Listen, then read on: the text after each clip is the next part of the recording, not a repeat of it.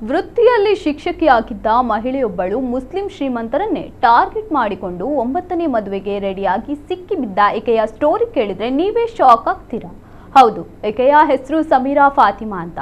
ಆಕೆಗೆ ಈಗಾಗಲೇ 8 ಮಂದಿ ಗಂಡಂದ್ರು ಇದ್ದು ಈಗ 9ನೇ ಮದುವೆಗೆ ಸಿದ್ಧಳಾಗಿದ್ಲು.